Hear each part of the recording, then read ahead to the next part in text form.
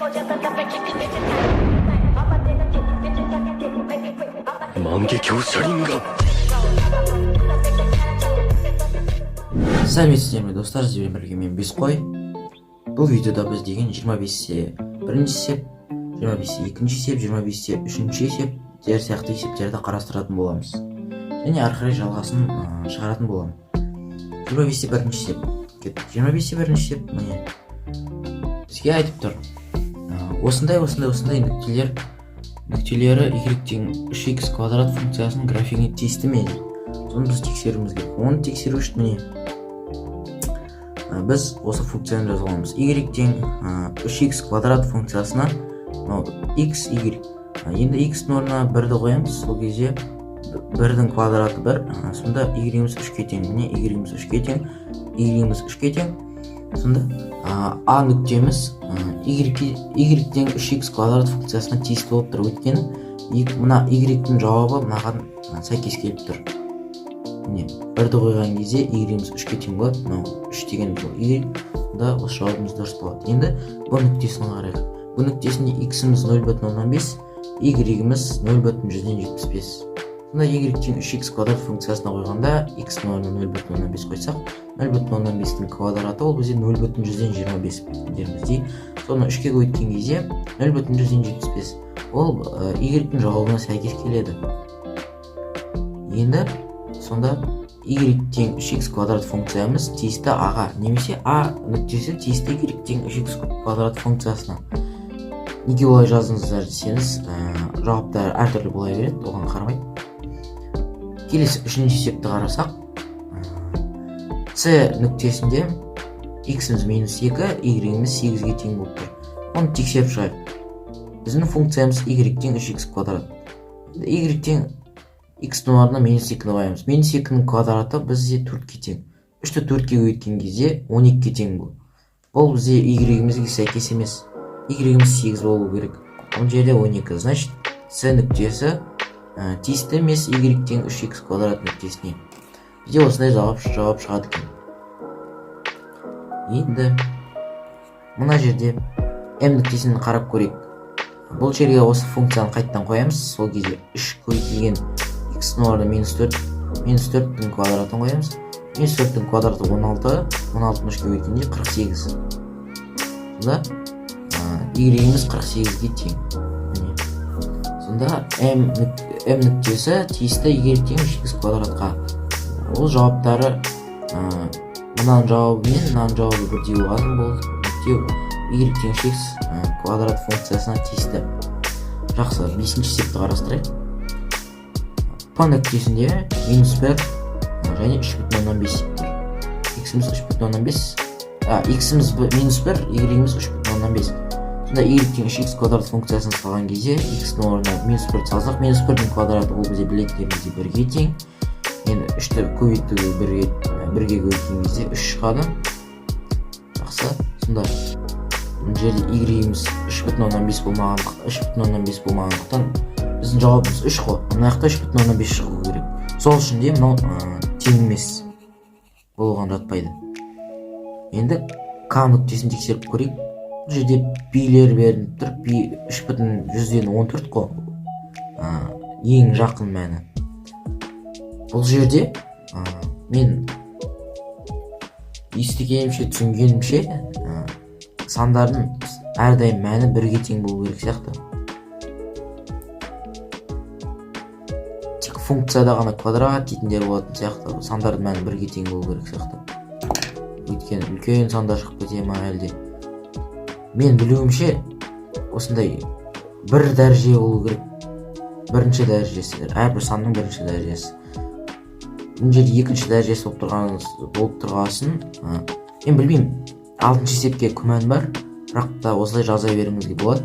Апай, мен мынаны шығарылмадым деп айтып көрсеңіздер, апайларыңыз түсіндіріп берер, бірақ мен білуімше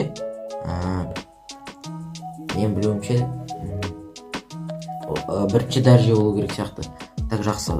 К нүктесі тиісті емес y тең 3x квадратқа. Енді 25-те екінші есепке көшеміз. Міне біз 25-те екінші есепке көштік. Бұл жерде жазылып тұр. y тең 3x минус 3x квадрат функциясының графигін салыңдар. График бойынша функцияның өсу және кему аралықтарын табыңдар дейді. Бізде функциямыз бар. Енді осы x-ке мән беріп y-ті тауып алуымыз керек.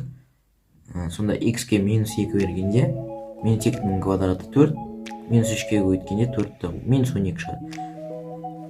Енді келесі мән беріп көрейік. Оған минус 1 беріп көрсек, x-дің минус 1-дің квадраты 1-ге тең, минус 3-ке 1-ді көйтсек минус 3.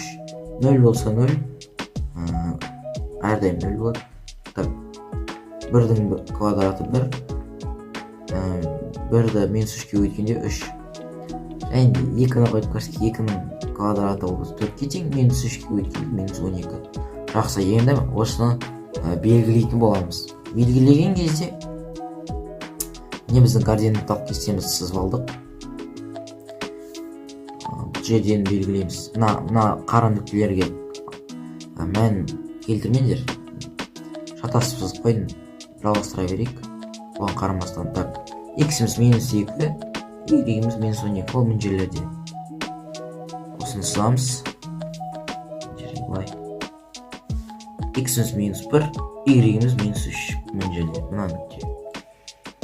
0 деген нүктеміз мына жер. x-іміз 1, y-іміз минус 3. x-іміз 2, y-іміз минус 12 дейді. Мынақтар. Сонда біздің параболамыз осылай сызылатын болады.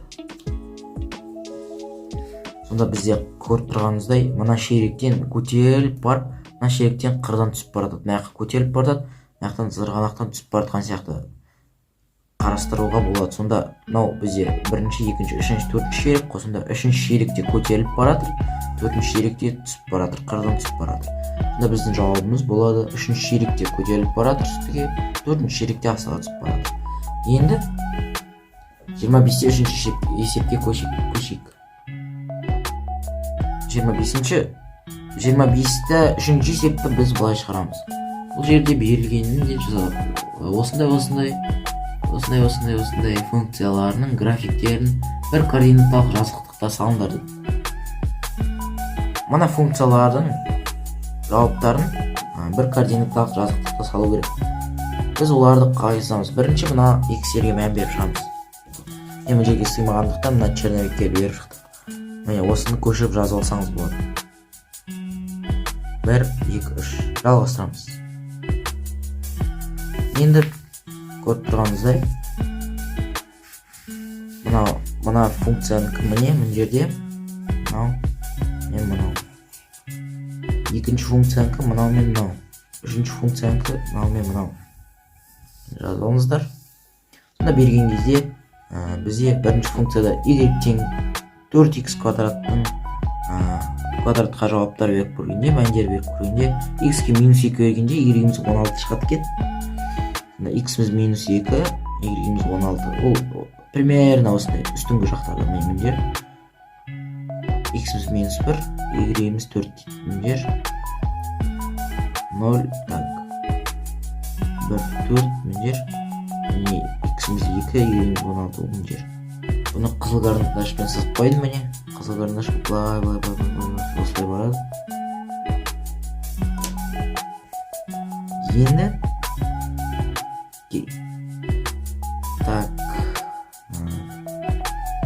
келесі функцияға мән бергенде, мына функцияға мән бергенде, бізде x-ке минус 2 бергенде, минус 2 бергенде, минус 2-ның квадраты 4, 4 пен 4 қысқарады 1 болады. Сонда x-іміз минус 2, y-іміз 1. Ол мына жер, точка. Осы нүктеге сызамыз.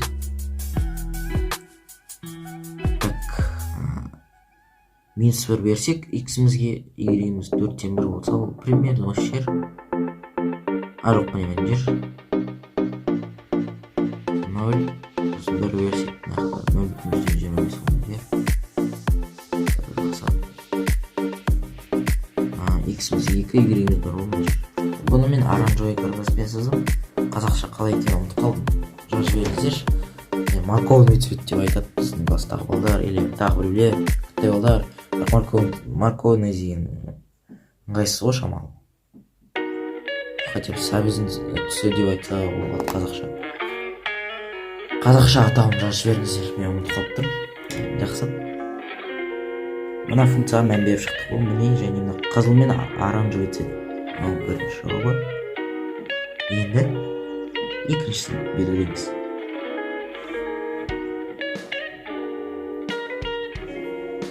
Екінші функцияға біз мындай жауаптар беріп шықтық. Y тең минус x квадратқа x-ке минус 2 берген кезде y-іміз минус 4-ке тең, x-імізге минус 1 бергенде y-іміз минус 1-ге тең, 0, 0, 1, минус 1, 2, минус 2. Сонда біз бұларды белгілегенде x-іміз минус 2, y-іміз 4, минус 4. Мына жер сосын минус 1, минус 1, мына жер 0, 0, 1, минус 1, енді 2, минус 2, тоже минус 4. Бұлай шыққанда осылай шығып, біздің параболымыз осылай болады. Енді екіншісіне мән бергенде x-іміз минус 3, мынаға мән береміз енді. Минус 3 бергенде минус 3-ні квадрат 9, 9 мен 3 қысқарады. X-іміз минус 3, y-іміз 3.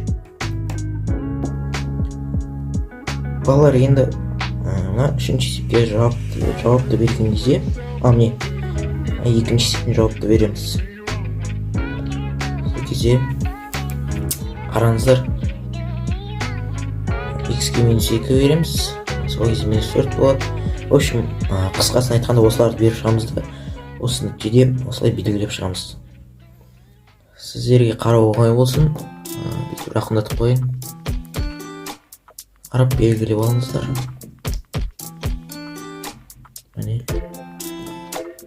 Осымен біздің есебіміз бітті, аяқталды. Бәріңізге рахмет, сау болыңыздар. Білмей түсінбей жатсаңыздар, міне мына қағазды қарап жіберіңіздер. Осы сияқты барлығы дұрыс жауаптар түсіндірілген, айтылған. Барлығыңызға рахмет, сау болыңыздар. Сіздермен болған Бесқой. Каналға лайк басып, тіркеліп кетіңіздер. Сау болыңыздар.